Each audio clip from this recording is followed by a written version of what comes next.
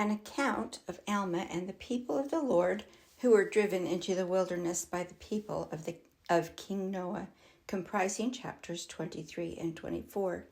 Chapter 23. Now Alma, having been warned of the Lord that the armies of King Noah would come upon them, and having made it known to his people, therefore they gathered together their flocks, and took of their grain, and departed into the wilderness before the armies of King Noah.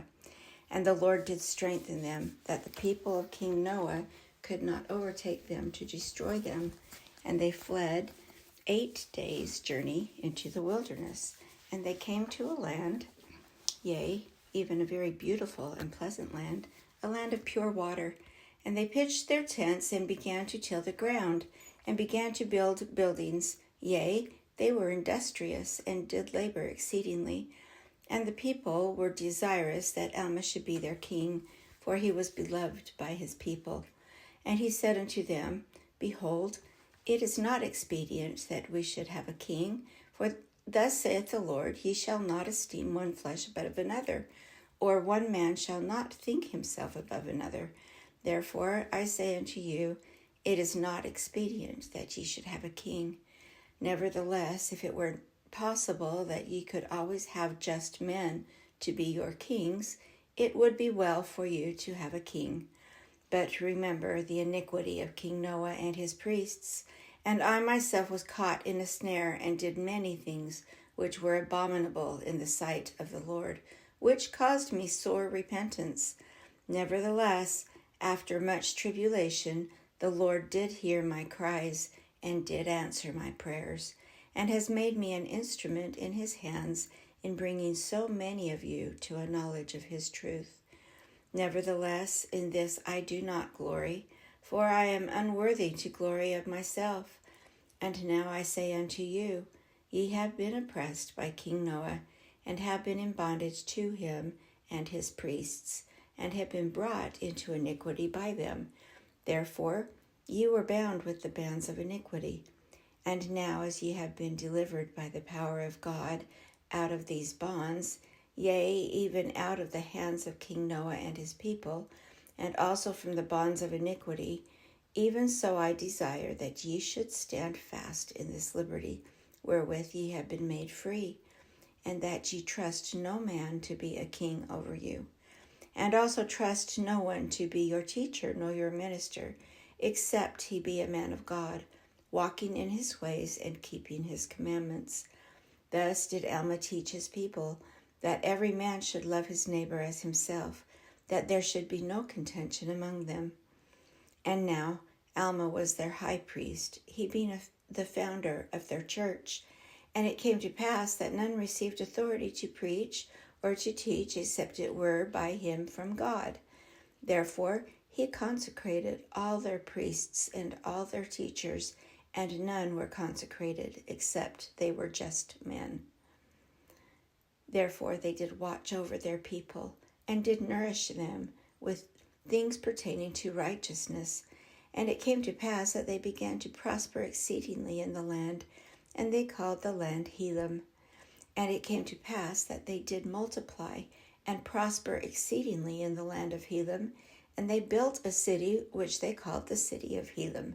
Nevertheless, the Lord seeth fit to chasten his people. Yea, he trieth their patience and their faith.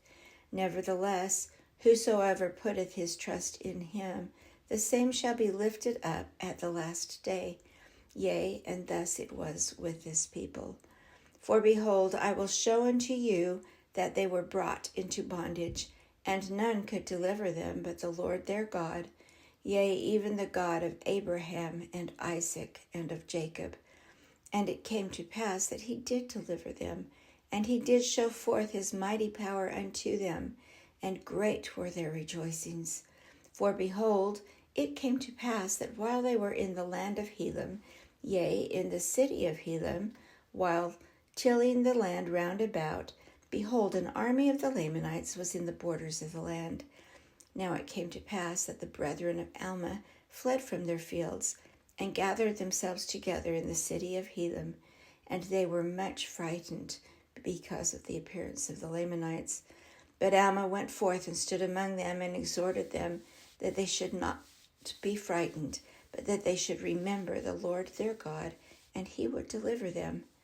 Therefore they hushed their fears and began to cry unto the Lord that he would soften the hearts of the Lamanites, that they would spare them and their wives and their children.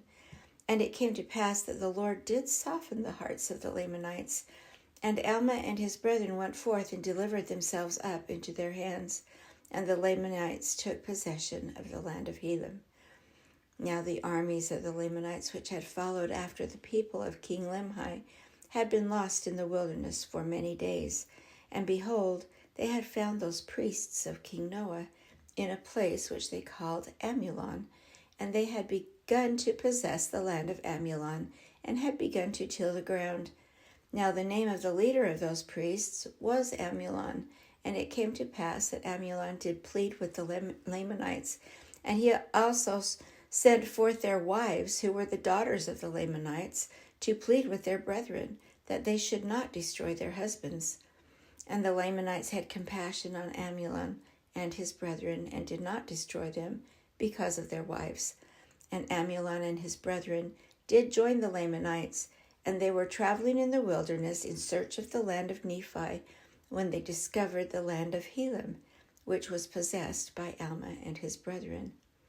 And it came to pass that the Lamanites promised unto Alma and his brethren that if they would show them the way which led to the land of Nephi, that they would grant unto them their lives and their liberty. But after Alma had shown them the way that led to the land of Nephi, the Lamanites would not keep their promise, but they set guards round about the land of Helam over Alma and his brethren. And the remainder of them went to the land of Nephi, and a part of them returned to the land of Helam, and also brought with them the wives and the children of the guards who had been left in the land. And the king of the Lamanites had granted unto Amulon that he should be a king and a ruler over his people, who were in the land of Helam. Nevertheless, he should have no power to do anything contrary to the will of the king of the Lamanites.